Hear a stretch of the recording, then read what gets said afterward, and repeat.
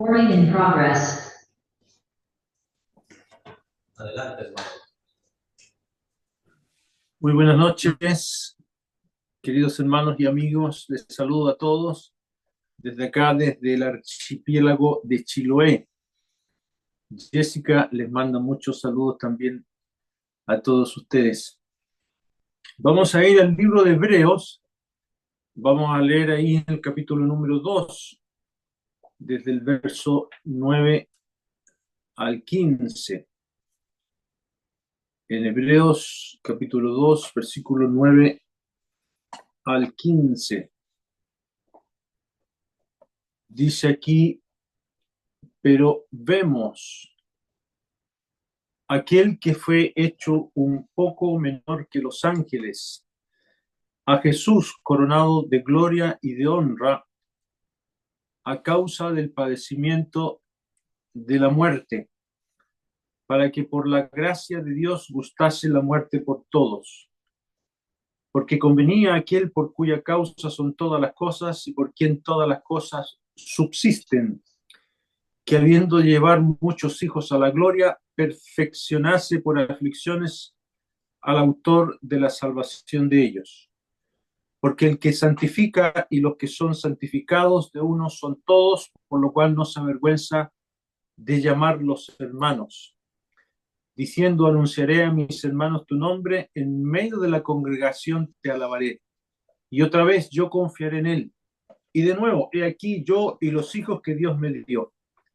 Así que por cuanto los hijos participaron de carne y sangre, él también participó de lo mismo, para destruir por medio de la muerte al que tenía el imperio de la muerte, esto es, al diablo, y librar a todos los que por el temor de la muerte estaban durante toda la vida sujetos a servidumbre. Y hasta ahí vamos a leer.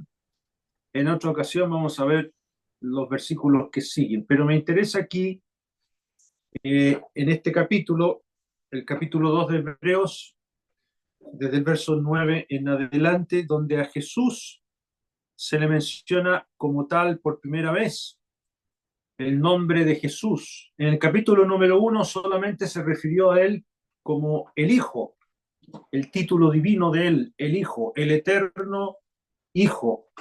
Ya, aquí el autor se va a referir 9 veces al Señor como Jesús, para hacer referencia a su obra en la cruz del Calvario. Y este nombre Jesús es la palabra quechua, que significa Dios salva. Y este Dios eterno, coigual con el Padre, se hizo hombre para salvarnos a nosotros.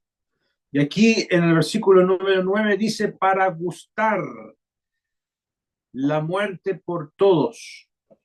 ¿Qué verdad más grande es esta? Que el Señor Jesucristo haya tenido que gustar la muerte por todos.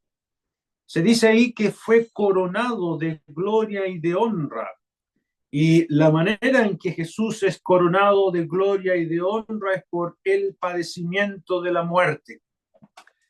Y esto el autor lo menciona aquí para contrastarlo con lo que le sucedió a Adán. Adán, el primer hombre que fue puesto en el Edén para ser señor de la creación, nos dice el versículo 6: pero alguien testificó en cierto lugar diciendo: ¿qué es el hombre para que te acuerdes de él? ¿O el hijo del hombre para que le visites? Le hiciste un poco menor que los ángeles y le coronaste de gloria y de honra y le pusiste sobre las obras de tus manos. Y eso es una cita del Salmo 8 que hace referencia a Adán. Dios colocó a Adán como señor de toda la creación. Sin embargo, Adán no cumplió ese propósito. Por eso dice el verso 8: todo lo sujetaste bajo sus pies, porque en cuanto le sujetó todas las cosas, nada dejó que no le sea sujeto a él. Se está refiriendo a Adán como señor de la creación. Adán desobedeció, obedeció a la voz de Satanás, y ese propósito que tenía Dios para él quedó truncado. Por eso dice el verso 8: todo lo sujetaste bajo sus pies, porque en cuanto le sujetó todas las cosas, nada dejó que no sea sujeto a él, pero todavía no vemos que todas las cosas le sean sujetas. Realmente el que gobierna este mundo es Satanás, el príncipe de la potestad del aire. Y el hombre perdió este honor como señor de la creación. Por eso en el verso 9 dice, pero vemos. Aquí ahora va a hablar del segundo Adán, del Señor Jesucristo, que él viene a recuperar el reino perdido por el hombre, que fue hecho un poco menor que los ángeles. Él adoptó una naturaleza humana menor que los ángeles, es decir, se hizo hombre. Esto se refiere como ser humano, porque él es superior a los ángeles, pero como hombre se hizo frágil para poder morir en la cruz del Calvario. Y aquí, ¿cómo fue coronado? Nos dice a causa del padecimiento de la muerte. Y dice ahí en el versículo número 9, para que por la gracia de Dios gustase la muerte por todos. Esta palabra o esta frase, gustar la muerte, es una forma poética para referirse a cómo murió él. Fue una muerte lenta, dolorosa y consciente. Fue toda la terrible amargura de la muerte que él bebió. Él la gustó poco a poco, de la misma manera que antiguamente cocinaban el cordero pascual lentamente, se asaba el cordero pascual de la misma manera lentamente. El Señor Jesucristo en la cruz del Calvario, durante esas 6 horas que estuvo suspendido entre el cielo y la tierra, soportó el castigo por nosotros.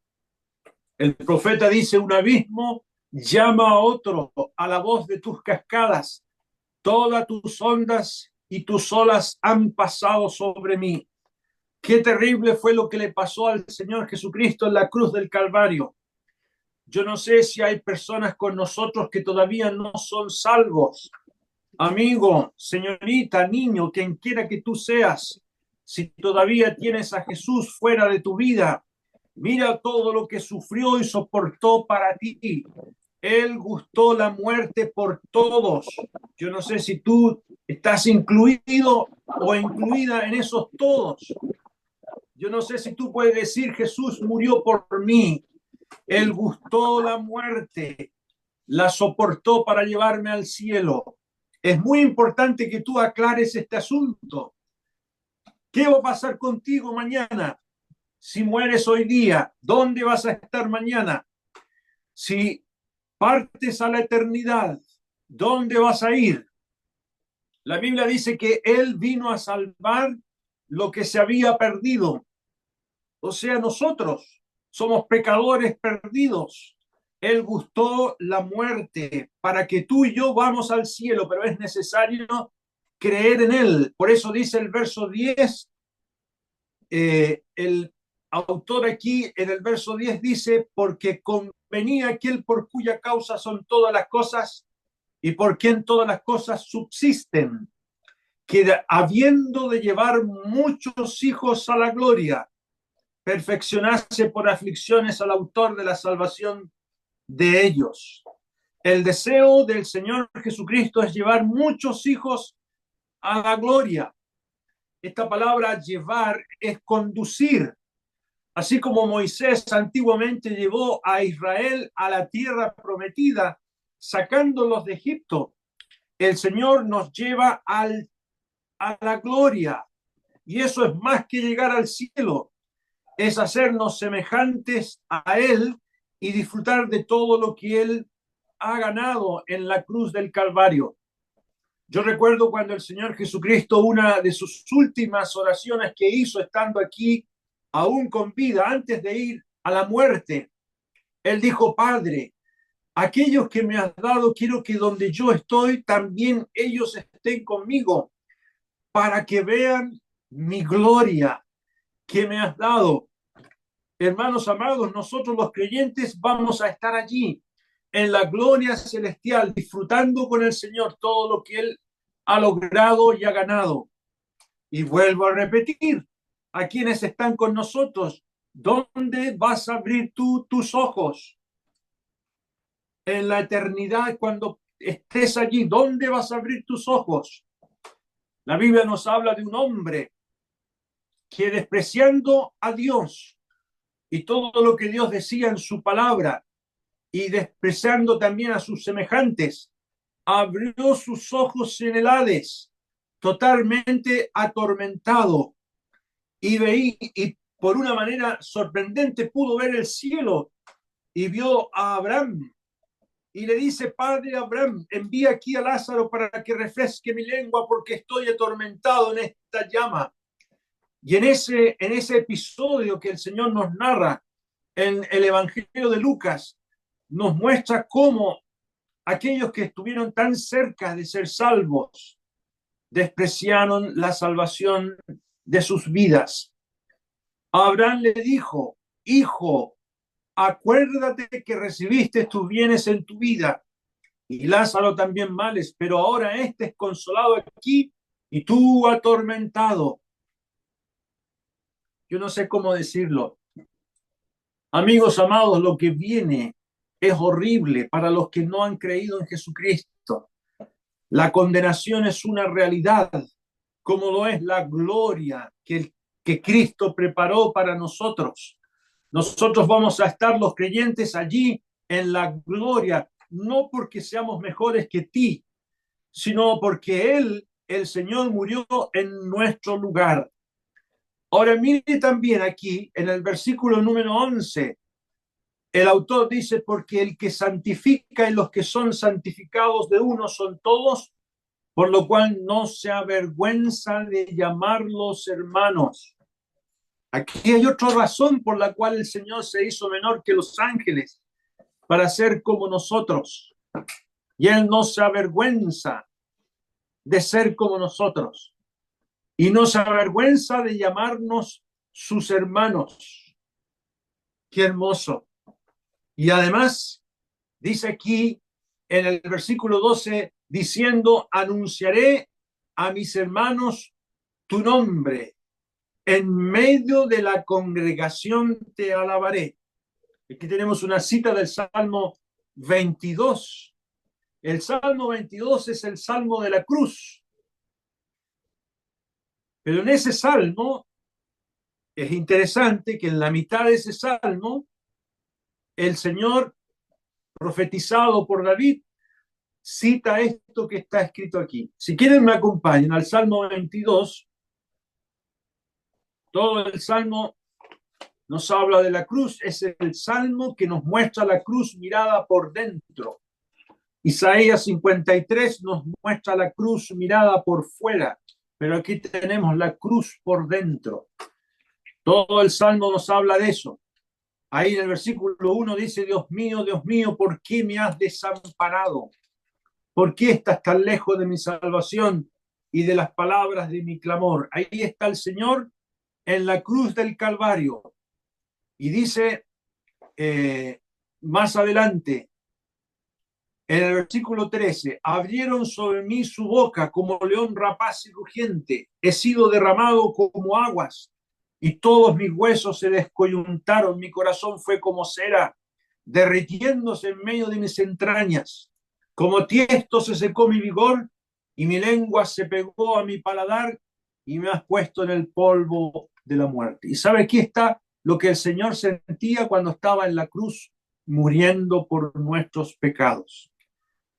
El versículo número 17 dice: contar puedo todos mis huesos. Entre tanto, ellos me miran y me observan. Y miraban al Señor Jesucristo, decían: a otro salvó y a sí mismo no puede salvarse. Descienda de la cruz y creeremos en él. Y cuántas otras ofensas le tiraban al Señor. Pero mire lo que dice el verso 22. Anunciaré tu nombre a mis hermanos.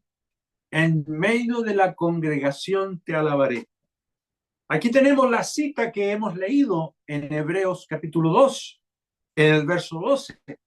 El Espíritu Santo pone esta cita porque es el Señor resucitado. Y Él viene a la congregación a anunciar el nombre del Padre en medio de sus hermanos, en medio de la congregación. Él viene a alabar al Padre. Y saben, amigos, y saben, hermanos, cuando nos congregamos en el nombre del Señor, Él dijo, allí estoy yo en medio de ellos. Qué maravilloso es saber que no estamos solos. Viene el Señor para estar con nosotros. ¿Ya? Este es el deseo que Él tenía, morir por nuestros pecados, resucitar y presentarse en la congregación. Por eso no se avergüenza de llamarnos sus hermanos. ¿Y sabe qué es llamativo? Antes les llamó discípulos, también les llamó hijitos, pero resucitado les llama hermanos. Somos sus hermanos. Hay un progreso notable en el aprecio que el Señor siente por sus hijos. Somos de su familia, inseparablemente unidos a Él. Y Él viene a nuestras reuniones porque es nuestro hermano. La palabra que se ocupa, y volvamos, hay aquí mismo, en el versículo número 22, en medio de la congregación, esa palabrita congregación es la palabra asamblea. Cuando nos juntamos como iglesia, cuando nos juntamos en el nombre del Señor, Él está con nosotros. Ahora volvamos a Hebreos, capítulo 2, versículo número 13. El autor cita otra porción de la Biblia. Y otra vez, yo confiaré en Él.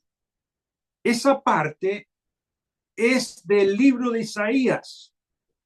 Cuando Isaías estaba en medio de reyes perversos y desobedientes.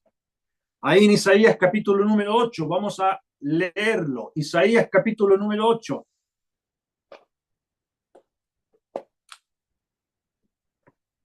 En el verso 17, miren lo que escribió Isaías. Y esto lo dice Isaías, pero allá en Hebreos, el autor de Hebreos nos dice que es el Señor que lo dice. Isaías 8:17. Esperaré pues a Jehová, el cual escondió su rostro de la casa de Jacob, y en él confiaré. Yo confiaré en él. ¿Y por qué está puesto este pasaje aquí en el libro de Hebreos? Porque Isaías vivió un tiempo de total apostasía. Los reyes a los cuales él conoció fueron hombres que nunca obedecieron a la palabra de Dios, lo rechazaron.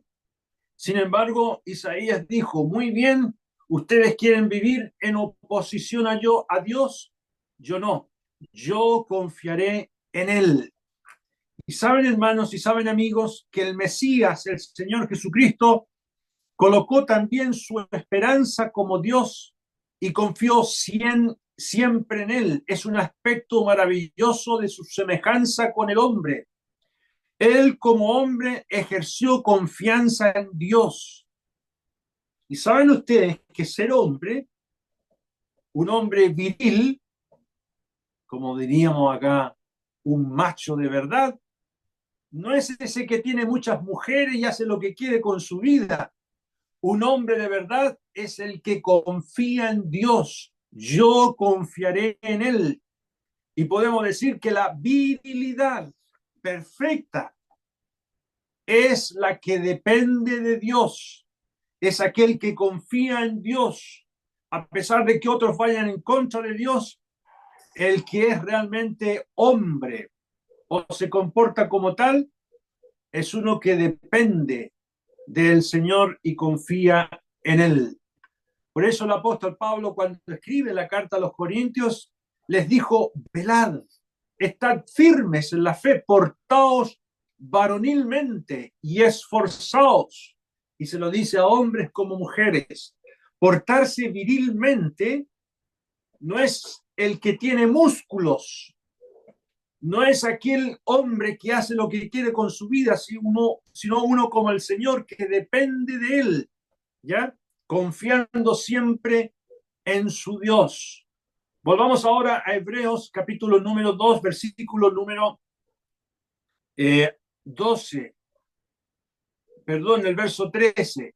Y otra vez yo confiaré en él, y de nuevo, he aquí yo y los hijos que Dios me dio. También es una cita de Isaías, no lo vamos a leer, pero Isaías tuvo dos hijos. Y esos dos hijos, cuyos nombres eran muy llamativos, eran un testimonio vivo de que Dios iba a juzgar a Israel y que Dios pagaría a los que se opusieron a su nombre. Y el Señor entonces, al igual que Isaías, se presenta en medio de la congregación y dice, aquí estoy yo y los hijos que Dios me dio. Y hermanos, en cada reunión, el Señor está con nosotros y también Él dice, aquí estoy yo y estos son los hijos que Dios me dio. Yo no sé si tú te sientes parte de los hijos del Señor. He aquí yo y los hijos que Dios me dio. ¿Quiénes son los hijos que han sido dados al Señor Jesucristo? Aquellos que hemos obedecido el Evangelio. El Señor Jesucristo muchas veces se refiere a los creyentes como dados por el Padre al Hijo. Yo no sé si tú has creído en el Señor Jesucristo y le has recibido como tu Salvador. Bueno, otra cosa interesante, hermanos, que es muy probable que a lo mejor usted se sienta disminuido o disminuida en su fe, porque ya sea que somos pocos o la gente no quiere escuchar el Evangelio y otras religiones prosperan y prosperan. Fíjese que el Señor Jesucristo nos quiere animar que a pesar que seamos pocos y no tengamos mucho éxito, Él está con nosotros. Él nos dice, yo estoy contigo, tú eres mi hijo.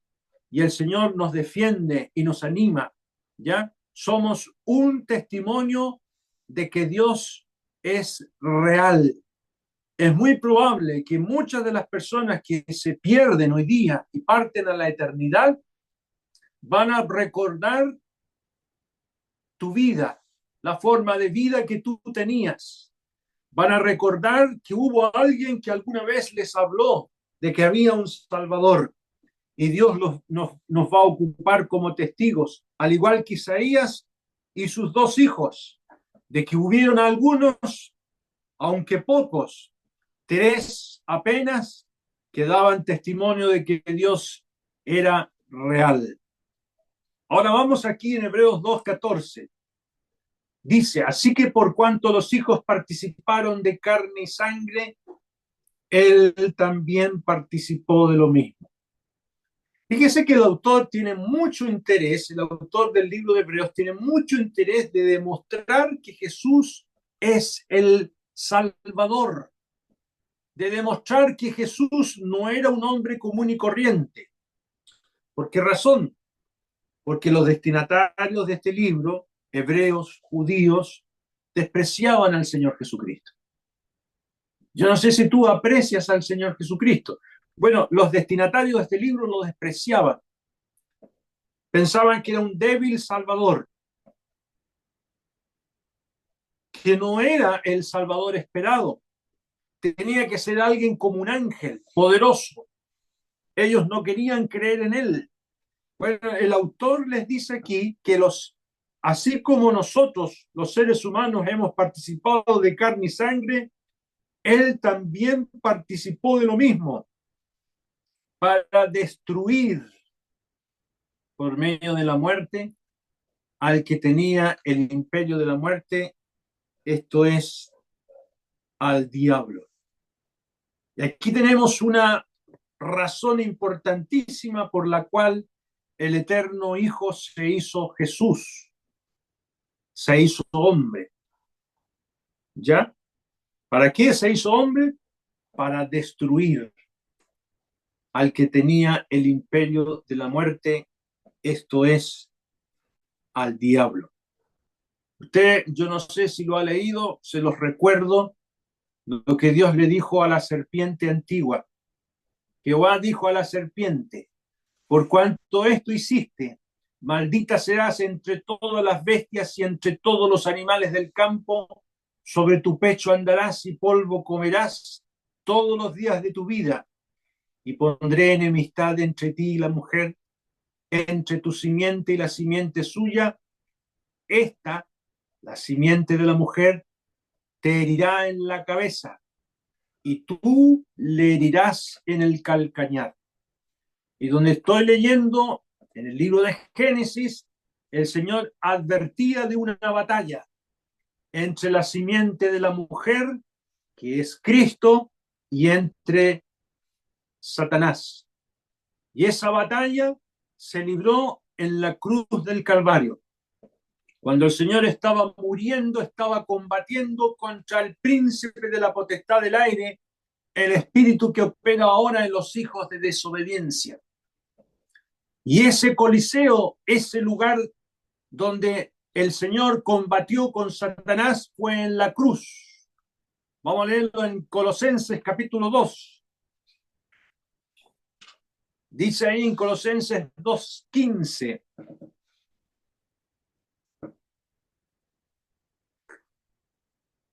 Y despojando a los principados y a las potestades, los exhibió públicamente, triunfando sobre ellos en la cruz.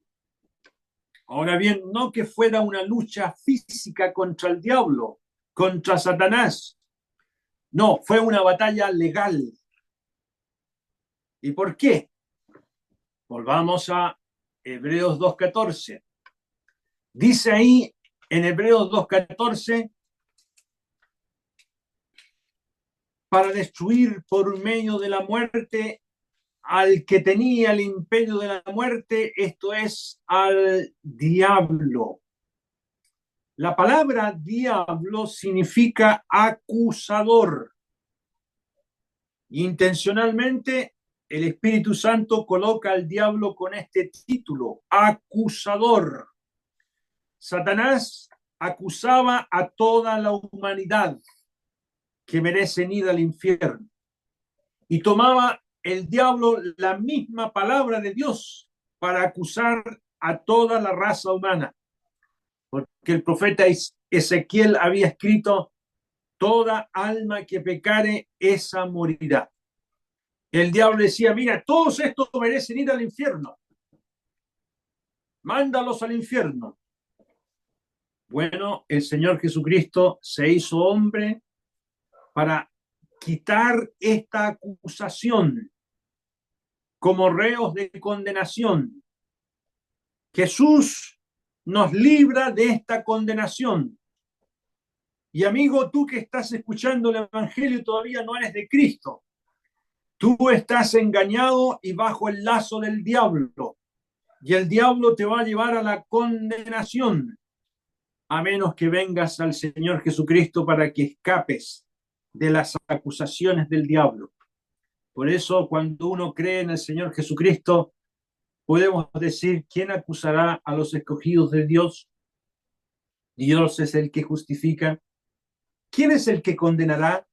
Cristo es el que murió, más aún también el que resucitó, el que está a la diestra de Dios, el que también intercede por nosotros.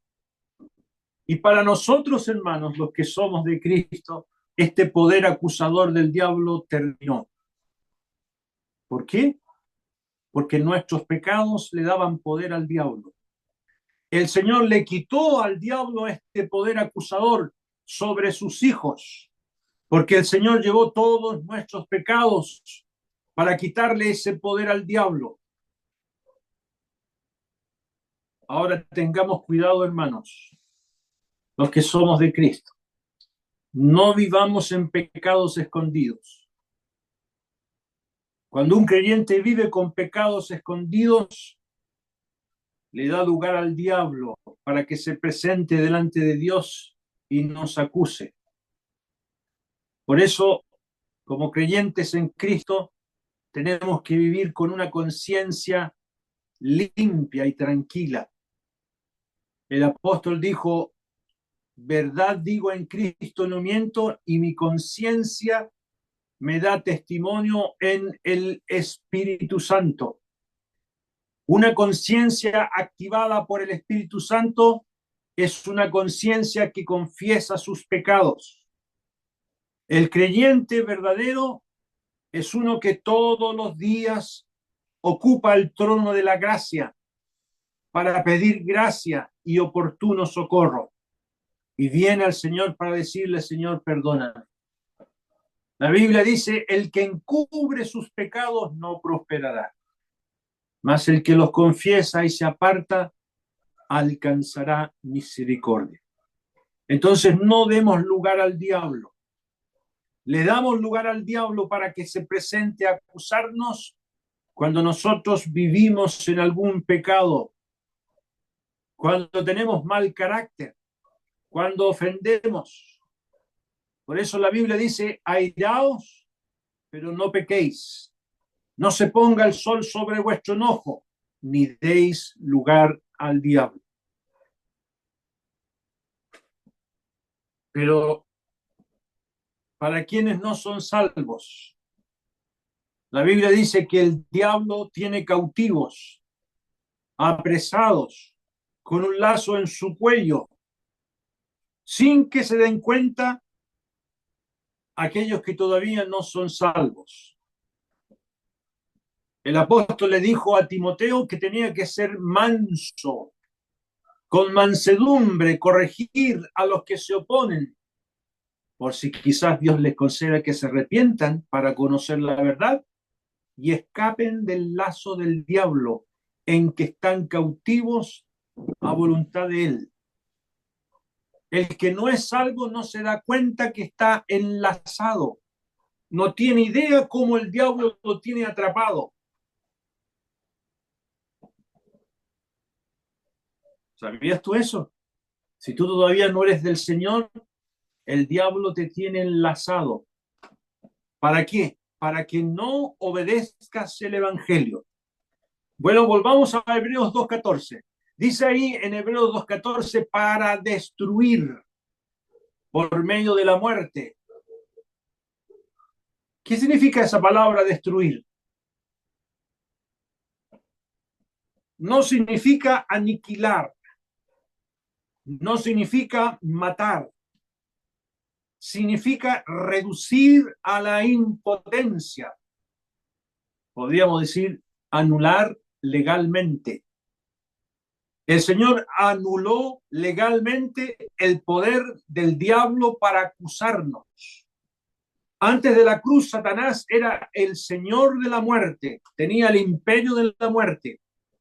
No que él sea el que mataba a la gente y autorizaba a la gente para que vaya a la muerte, porque ese poder siempre lo ha tenido Dios, sino que Satanás se atribuyó el poder de dominar la muerte. Él estaba en la puerta de la muerte o del Hades. Pero después de la cruz, el diablo perdió esa atribución. Y Satanás solamente llevará a la muerte eterna a los que rehúsan creer en el Hijo. ¿Mm?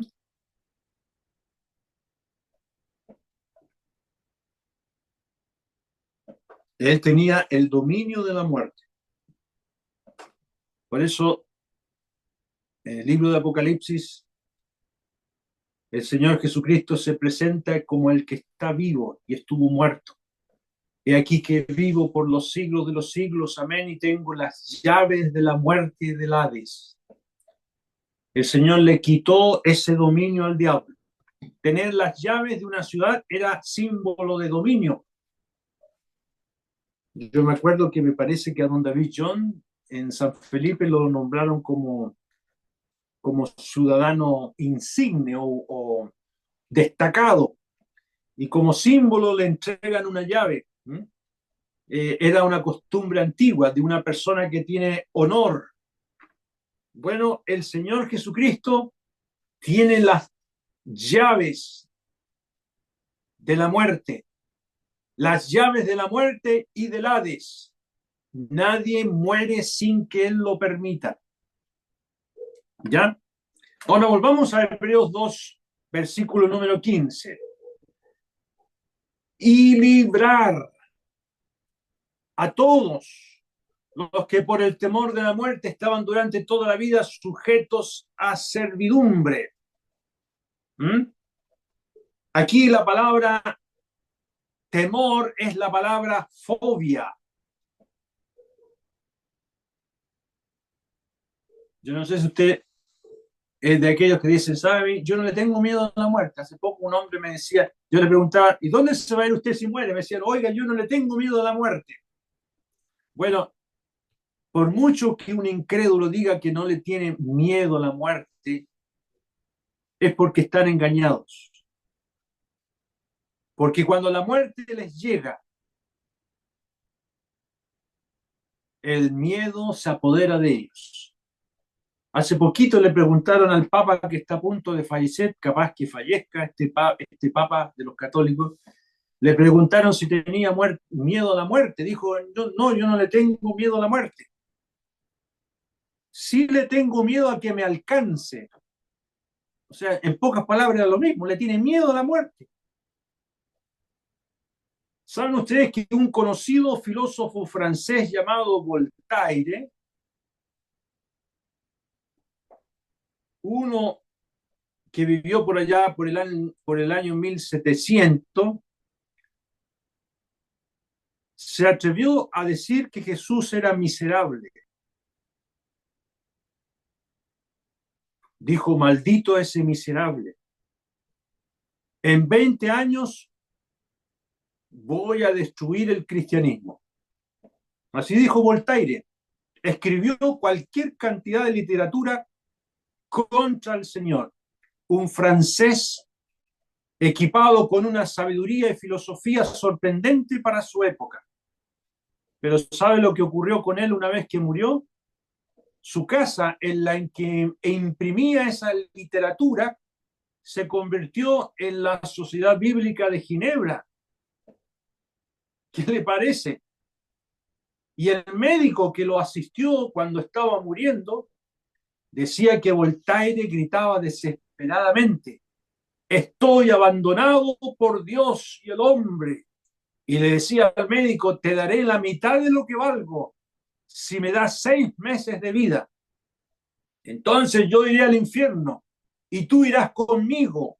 Oh Jesucristo, oh Cristo. Mire todo lo que sentía cuando estaba en su lecho de muerte. ¿Y cómo se puede llegar a ese estado de terror por la muerte? Por haber estado sentado escuchando el Evangelio sin haberlo creído. Voltaire escuchó el Evangelio cuando niño. Mira aquí en Hebreos capítulo número 6, el versículo número 4. Dice, porque es imposible que los que una vez fueron iluminados, que escucharon el Evangelio y gustaron del don celestial, que gustaron y que fueron hechos participantes del Espíritu Santo, y asimismo gustaron de la buena palabra de Dios y los poderes del siglo venidero, y recayeron, volvieron atrás, sean otra vez renovados para arrepentimiento, crucificando de nuevo para sí mismos al Hijo de Dios y exponiéndole a vituperio. No, amigo, Jesús no va a morir por otra segunda vez. Él ya murió. Y muchas personas vienen a nuestros salones, escuchan la palabra de Dios, pero no se arrepienten. ¿Y qué les pasa? Se vuelven atrás. Y después viene el pecado imperdonable. Ya no hay oportunidad para el arrepentimiento porque esas personas escucharon la palabra de Dios y no quisieron creerlas. Bueno, el creyente es librado de ese horror a la muerte. El creyente y solo aquel que ha entregado su alma al Señor es librado de esa horrenda realidad. Vamos a leer en Hebreos capítulo 10 ahora lo que pasa a quienes escuchan el Evangelio y lo rechazan. En el verso 26, Hebreos 10, 26. Porque si pecaremos voluntariamente después de haber recibido el conocimiento de la verdad, ya no queda más sacrificio por los pecados, sino una horrenda expectación de juicio y de hervor de fuego que ha de devorar a los adversarios. Aquí ya no está hablando a creyentes, sino a incrédulos. Este pecado que se menciona en el verso 26 es el pecado de la incredulidad. Aquellos que voluntariamente, después de escuchar el Evangelio, lo rechazaron. Ya no queda más sacrificio por los pecados, sino una horrenda expectación de juicio, de hervor, de fuego que ha de devorar a los adversarios. Qué terrible es escuchar el Evangelio y no creerlo. Qué horrible. Bueno, el creyente y solamente el creyente ha sido librado de ese horror a la muerte. Nosotros, hermanos, los creyentes, no tenemos que tenerle temor a la muerte, porque para nosotros será cerrar los ojos entre los hombres y abrirlos entre los ángeles, en la presencia de nuestro bendito Salvador. El creyente ya no tiene este temor pavoroso que experimenta un inconverso cuando muere. Por eso el apóstol Pablo escribió a los Corintios: y cuando esto corruptible se haya vestido de incorrupción y esto mortal se haya vestido de inmortalidad, entonces se cumplirá la palabra que está escrita: sórbida es la muerte en victoria. ¿Dónde está, oh muerte, tu aguijón? ¿Dónde, oh sepulcro, tu victoria? Ya que el aguijón de la muerte es el pecado y el poder del pecado la ley.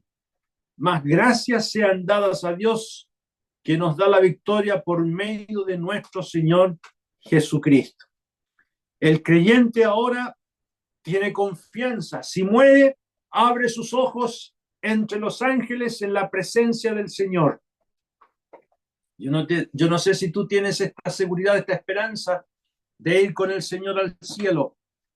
Oh amigo, oh amiga que estás aquí escuchando la palabra de Dios, no dejes pasar más un día sin refugiarte en la obra del Señor Jesucristo. Acude ahora mismo al Señor para pedirle perdón, porque si mueres sin ser salvo, ya no queda más sacrificio por los pecados. Vamos a terminar con una oración. Padre amado, te damos gracias que tu Hijo gustó la muerte por todos, no por algunos, por todos. El sacrificio ya está hecho, la provisión está completamente hecha. Todo aquel que quiera venir puede ser salvo.